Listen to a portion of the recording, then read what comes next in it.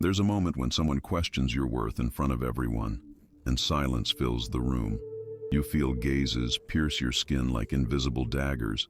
Time stops, your throat dries, and that primitive urge to defend yourself surges from deep within you, demanding that you explain, justify, prove your innocence.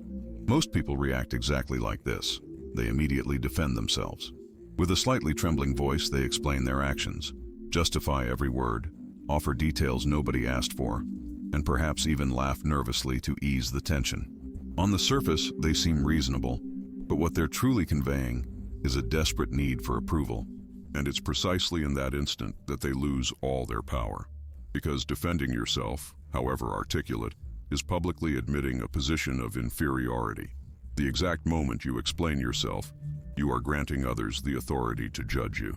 And that authority, once surrendered, never returns to your hands. In the next few minutes, I will reveal why never defending yourself is the most powerful invisible armor in the social game. You'll see the psychological mistake that makes you look guilty even when you're innocent. You'll learn the exact technique applied in 3 real-life situations you'll face this week. And finally, the complete system that makes you absolutely untouchable. Because here's the truth nobody dares to tell you. He who explains, submits. He who is silent, dominates. If this has already made you think, hit like now and join me. Think of armor as a powerful metaphor. The average person believes armor is for attacking, for demonstrating brute strength and physical dominance. But true armor, the kind great strategists wore, didn't even need to make contact with the enemy. It reflected attacks before they even touched you, using the attacker's own force against them. And it's exactly that psychological armor we'll build today, piece by piece. Let me explain exactly why this happens and where most people unknowingly lose the game. The fundamental mistake is so simple yet so profound that you've probably made it today. When someone questions you, criticizes you, or accuses you, your primitive brain interprets this as an existential threat. It's not an exaggeration. Evolutionarily, we are programmed to fear social rejection because in our tribal past, being cast out of the group meant certain death. This archaic programming drives you to justify yourself immediately, to explain your motives, to prove your innocence, to regain lost approval. And the more important the person or group is to you, the stronger this impulse. Observe around you, in work meetings, in family discussions, in relationship conflicts. The average person rushes to justify every action, every decision, every misinterpreted word. The result is devastating. They lose credibility with every explanation. Because in the human brain, immediate defense activates a primitive lie detector. Think about it. When do you explain yourself most desperately? When you know you've done something wrong. That's why, paradoxically, the more you defend yourself, the guiltier you appear.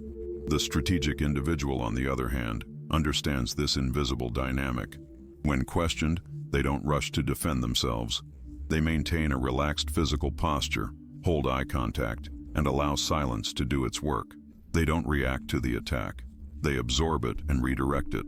The result is immediate. They project unshakable confidence that disorients the attacker and completely changes the power dynamic. This response is not natural, it is strategic. It goes against your instinctive programming. It requires conscious training, but its effects are so powerful that they will transform every social interaction you have from now on. The psychology behind this mistake is fascinating. From childhood, we are conditioned to explain ourselves. Our parents demanded reasons for our behavior. Our teachers asked for justifications for our mistakes. The entire system programmed us to believe that we owe explanations to those in authority. And that childhood conditioning became an automatic pattern that now sabotages your adult power. It's like a dog that was chained for years, and when the chain is finally removed, it still limits its movements to the same circle. The physical chain is gone, but the mental chain remains. Your need to explain yourself reveals something deeper, a toxic dependence on external validation. Every time you rush to justify your actions, you are implicitly saying, "Your approval determines my worth. Please don't reject me. I can explain everything." It's a position of voluntary subordination that shifts you away from the center of your own power. Perhaps you recognize some of these situations. When your boss questions your decision in a meeting and you feel that urgent impulse to explain your reasoning in detail, speaking faster than normal, using more words than necessary. Or when your partner makes a comment about something you said, and you immediately start clarifying what you really meant, as if you needed their approval to validate your own words. Or that moment when you posted something on social media and someone left a critical comment and you spent 20 minutes drafting an elaborate response to defend yourself, feeling anxiety until you managed to clarify your position. Or when a family member questions your life decisions and you find yourself justifying yourself with a list of achievements and reasons, desperately seeking that nod indicating you've been accepted again. Or even today when you felt that pang of insecurity upon receiving an ambiguous glance or comment, and your mind began to formulate explanations. It's like constantly being in an invisible courtroom, where you are the accused, the rest of the world is the judge, and you spend your entire life presenting defense arguments. The hidden cost goes beyond individual interactions. Every time you unnecessarily defend yourself, you reinforce in your own mind the belief that you need external approval. It's a cycle of emotional dependence that slowly erodes your self-confidence. Over time, you no longer trust your own judgment without external verification. Your internal compass gradually becomes misaligned until you depend completely on the magnetic north that others establish for you.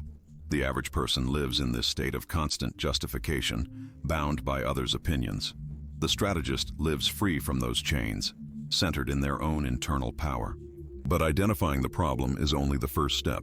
Now I'll show you exactly what to do, step by step, in the 3 most common situations you'll face this week. The core technique is surprisingly simple in its formulation, yet profoundly transformative in its effects. Strategic silence followed by conscious redirection. It works like this. First, when you receive a question or criticism, you pause completely. Not an awkward pause of insecurity, but a powerful pause of control.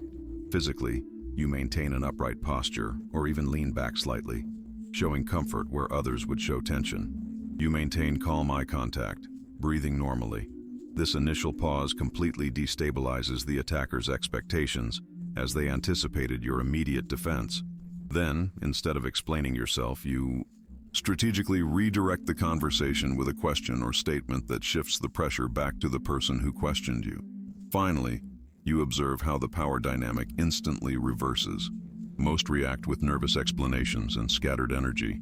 You respond with calculated silence and contained energy. It's not a subtle difference. It's a radical contrast that everyone in the room can feel. He who masters the pause masters power. Imagine this scene. You're in an important meeting presenting a project. The atmosphere is tense, eyes are watchful. Suddenly, a colleague says, "I'm not convinced this approach will work. It seems you didn't consider several critical factors." There's an expectant silence. Everyone awaits your reaction. The average person leans forward tensely, speaks faster than normal, and begins an elaborate defense.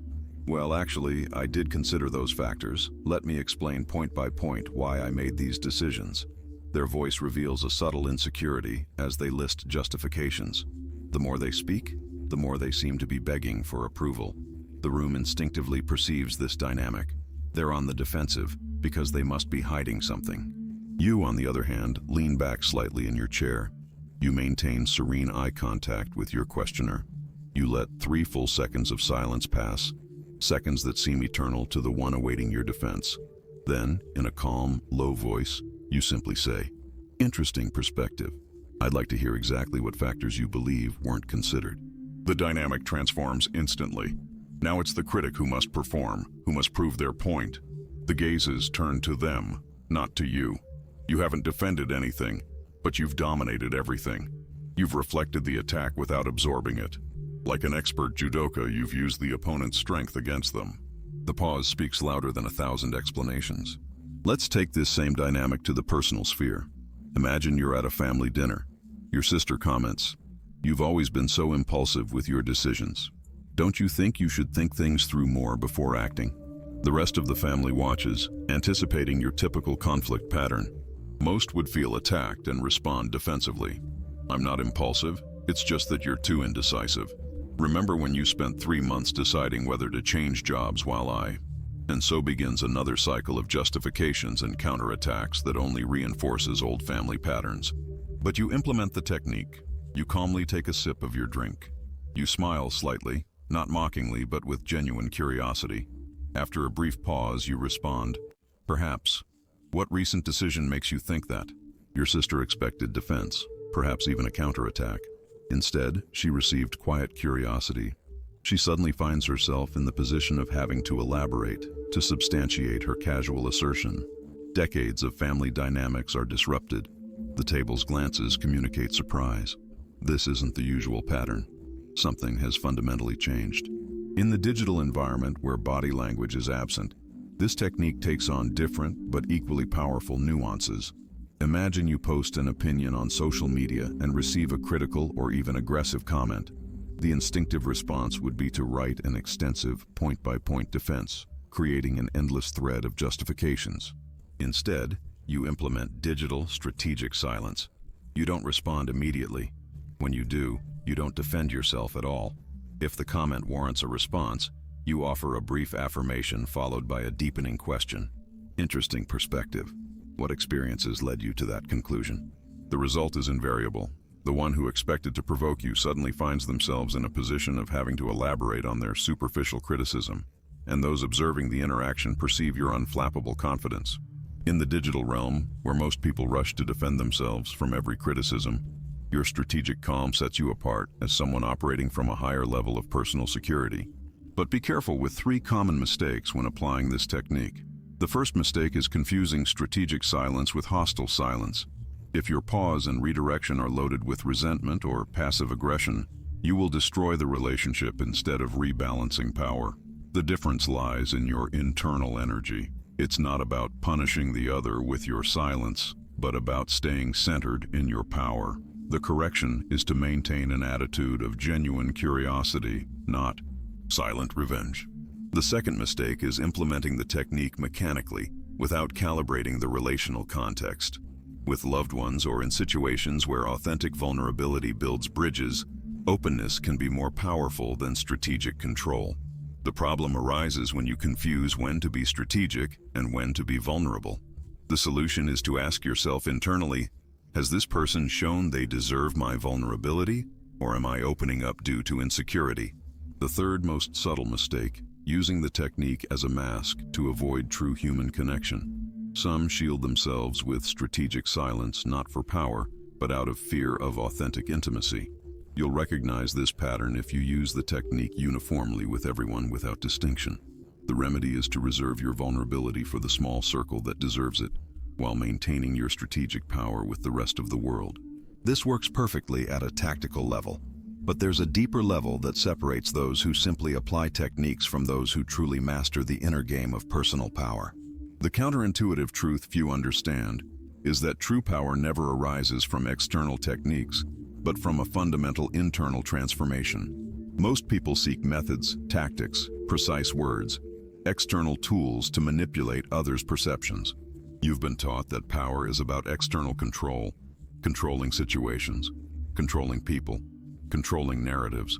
But at a deeper level, authentic power comes from something radically different: complete emotional self-sufficiency. And here's the transformative paradox. When you genuinely don't need external approval, you attract it magnetically. When you truly don't depend on others' recognition, you get it abundantly. It's like a reverse gravitational field. The more you try to attract validation, the more it repels you. The more complete you are without it, the more naturally it flows to you. This principle contradicts everything society teaches us about gaining approval and respect. Observe the truly powerful people in history, not those with temporary institutional power, but those whose mere presence commanded respect. From Marcus Aurelius to contemporary figures like Mandela, their central characteristic wasn't technical, it was existential. They did not derive their worth from external opinions. They operated from an internal center of gravity so powerful that criticisms simply didn't penetrate their fundamental sense of worth. Let's take the historical case of Nelson Mandela during his trial in 1964. Faced with accusations that could cost him his life, he didn't nervously defend himself. Instead, he transformed his trial into a trial against the system accusing him. "It is not I who challenge the government," he declared with absolute calm. "It is the government that challenges me by perpetuating an unjust system." With these words, he inverted the entire power dynamic. He wasn't on trial. The system was on trial. This level of unflappability doesn't come from technique. It comes from total congruence with your deepest values. When you know exactly who you are and why you are here, others' opinions lose their power to destabilize you. Have you noticed how certain people seem immune to criticism, not due to arrogance, but due to internal clarity? How some public figures maintain their center while storms of opinion rage around them? How in every group there is always someone whose approval everyone seeks, while this person seeks no one's approval? Think about that moment when you made a decision that others questioned, but which you knew in your gut was correct. Do you remember that feeling of internal clarity that no criticism could penetrate? That wasn't luck or stubbornness. It was a glimpse of your authentic power, that internal compass calibrated according to your own values, not external expectations. When you truly internalize this perspective, a fundamental transformation occurs. You no longer see criticisms as attacks on your worth, but as information about the person issuing them. You don't perceive questions as threats, but as opportunities to clarify your own convictions. You don't experience disagreement as personal rejection, but as a natural diversity of perspectives. When you master this level of emotional self-sufficiency, you begin to respond instead of react. You no longer feel that visceral urge to defend yourself because there's nothing to defend. Your worth is not on trial. You observe social dynamics with strategic detachment, seeing patterns where others only see threats. People perceive an indefinable magnetic quality in you, that rare combination of accessibility and inaccessibility that characterizes natural leaders. And most importantly, you experience an inner freedom that most people will never know. The freedom of unapologetic authenticity, of living from your center instead of for the periphery of others' approval. This level of mastery transcends techniques. It's not about what you do, but about who you are. It's not a set of learned moves, but a cultivated state of being. True mental untouchability doesn't come from external shields, but from internal solidity. The deepest secret is this: he who seeks approval will always be a slave. He who generates approval from their own center will always be free. Now that you understand this truth, it's time to transform understanding into a system. I'll give you concrete tools, a specific plan, and the complete roadmap to achieve this inner freedom in record time. The first tool is called circles of validation. Basically, it's a method to radically reorganize whose opinions you allow to influence your self-perception. You use this specifically when you feel your personal worth constantly fluctuates according to others' opinions, when you seek approval from people who haven't shown they deserve it, or when you find yourself modifying your behavior to please others. It works like this in detail. First, clearly identify 3 concentric circles of influence. In the central smallest circle, you place only 1 to 3 people whose integrity, vision, and values you deeply admire. Only these people have the right to influence your self-perception. In the second circle, you place people whose opinions you can consider, but they have no power to define you. In the third, outermost circle, is the rest of the world, whose opinions you observe with anthropological detachment, as interesting but non-defining data points. For example, when someone from the third circle criticizes a decision of yours, you simply respond, "I appreciate your perspective," and continue your way without the slightest hint of defense. The effect is an immediate sense of internal freedom and, paradoxically, greater respect from those whose opinions you aren't seeking. The second tool is the total presence protocol.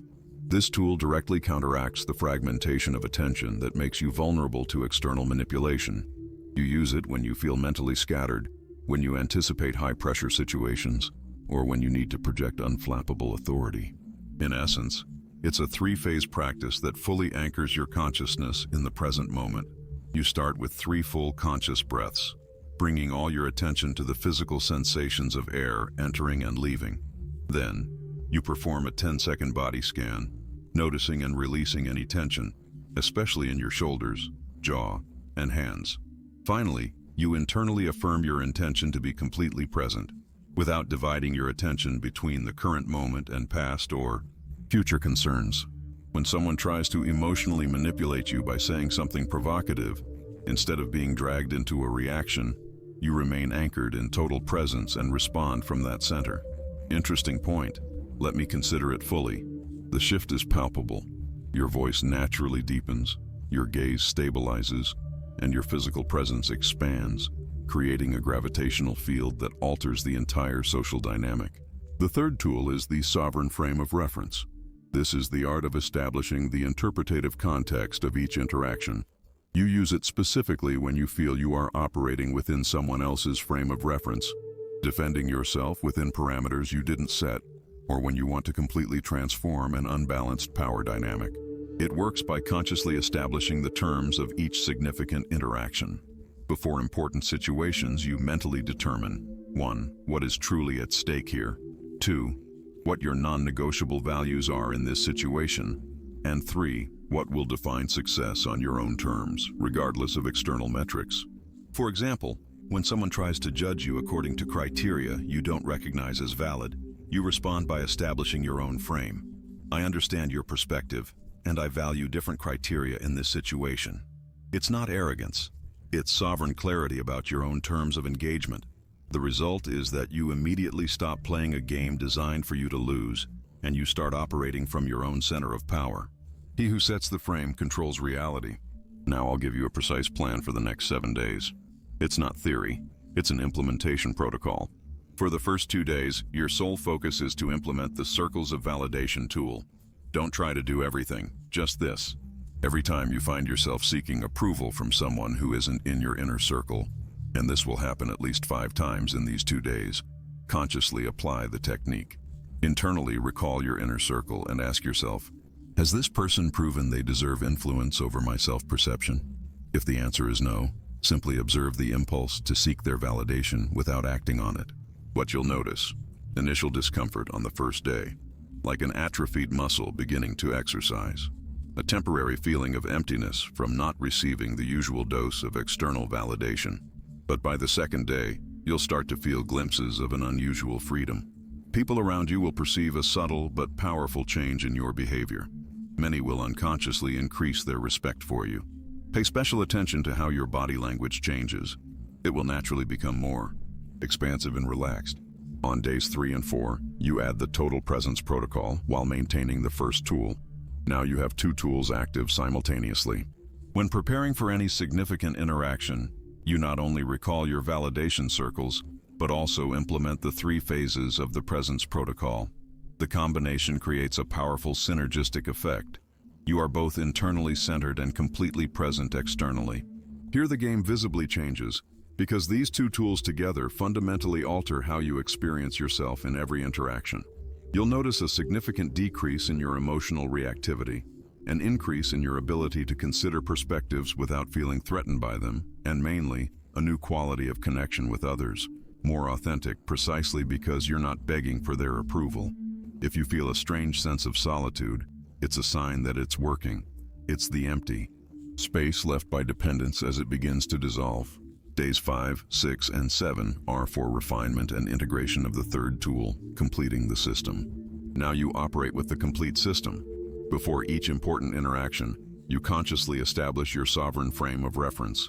During the interaction, you maintain total presence.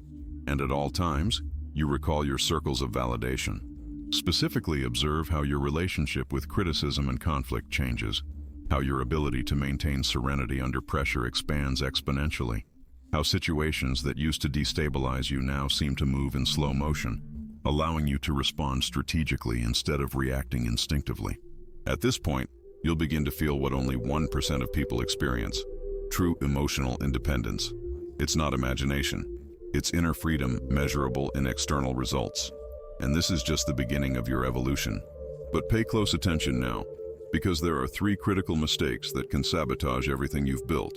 Mistake number 1: confusing emotional independence with insensitivity. It seems like strength, but is actually disconnection. This happens especially when you start to savor the freedom of not needing approval and overcorrect, completely closing yourself off to valuable feedback. The sign that you're falling into this is that your relationships start to feel superficial and transactional. Immediate consequence: loss of deep connections. Consequence in days: progressive emotional isolation. The precise correction is to cultivate discernment. Emotional independence means consciously choosing which feedback to incorporate, not rejecting it all indiscriminately. The second mistake: implementing these tools from a place of unhealed wound. If you use your new strength as revenge against those who hurt you, or as compensation for deep insecurities, you will be building a facade of power on unstable foundations. This mistake manifests when you feel excessive pleasure in rejecting validation that you secretly still desire. The correction is brutal honesty with yourself. Am I seeking healing or am I seeking revenge? Am I building true strength or just an elaborate defense? The third, most dangerous mistake, turning these tools into a new form of external validation. This happens when your ego hijacks the process and you start defining yourself by your supposed freedom from external validation, turning this very thing into a new source of validation. The irony is complete. Seeking to free yourself from approval, you create a new identity based on not needing it. The sign is very subtle. When you start internally judging those who still seek approval, you've fallen into the trap. The solution is to maintain radical humility, constantly remembering that this is a continuous process, not a final state you reach and boast about. True power never needs to announce itself. It simply is. Let's recap, not as a mechanical summary, but as the architecture of your new reality. First pillar, you have identified the fundamental mistake everyone makes, defending themselves immediately when questioned, voluntarily surrendering their power and unconsciously submitting to others' judgment. Second pillar, you have mastered the core technique of strategic silence and conscious redirection, applying it specifically in professional, personal, and digital contexts to invert unfavorable power dynamics. Third pillar, you have internalized the transformative truth that authentic power does not come from external techniques, but from complete emotional self-sufficiency. Not needing approval is what paradoxically attracts it to you. Fourth pillar, you have integrated the three tools into a coherent system: circles of validation, total presence protocol, and sovereign frame of reference, with a precise 7-day implementation plan. These four pillars aren't abstract theory. They are the concrete architecture of your personal sovereignty. He who depends on external validation lives in prison. He who generates validation from within lives in freedom. Now comes your challenge, and it begins immediately. In the next 24 hours, not tomorrow, not next week, in the next 24 hours, a situation will arise. It could be a question at work, a family criticism, or a social media comment that tempts you to immediately defend yourself. When it happens, and you'll know exactly when because you'll feel that visceral urge to justify yourself, I want you to implement complete strategic silence. Not a diluted version, the full version I showed you. You don't need to announce that you're trying a new technique. You don't need to explain yourself. That's precisely the beauty. Simply maintain 3 seconds of calm silence, hold serene eye contact, and then redirect with a question that shifts the pressure back to the person who questioned you. Because when you do this, 3 things will happen. First, you'll notice an immediate sense of internal power you may have never experienced. Second, you'll observe the visible bewilderment in the one who expected your automatic defense. And third, you'll perceive how the entire power dynamic instantly reconfigures in your favor. This is your trial by fire. Your moment to prove to yourself, not to me, not to others, but to yourself, that this is not theory. It is practical and transformative reality. And after you do it, come back here and tell me specifically how the energy in the room changed. I want to know exactly what you observed in the other person when they didn't receive the defensive reaction they expected. Comment exactly this word for word. Silence is power, reaction is submission. This is not just a comment. It's identification. It's code. It proves that you didn't just watch these minutes but absorbed their essence. That you are not part of the majority who consume and forget. You are part of the untouchables, those who have reclaimed their emotional sovereignty. This is our password, our protocol. I will read every single one, and I will know exactly who understood and who simply skimmed through. Comment now. And since you made it to the end, there's something I intentionally didn't mention today. In the next video, I'll reveal the reversal protocol, the technique that allows you to not only maintain your power, but to transfer psychological pressure onto those who try to manipulate you, creating what I call social reverse gravity. It involves a fascinating psychological principle recently discovered, and it explains why the most powerful people you know never seem to strive to maintain their influence. But that's a topic for our next conversation. Subscribe now and turn on notifications. The next video comes out in exactly 7 days. Remember the armor I mentioned at the beginning? Now you understand its true nature. It's not about passive protection. It's about becoming an autonomous source of power. You don't need to defend yourself from attacks when you absorb them and transform them into your own strength. You have become your own impenetrable fortress. And when you fully inhabit this sovereign center, the world doesn't challenge you. It recognizes you. Your inner freedom is your invincible power. Now go and show them who you really are.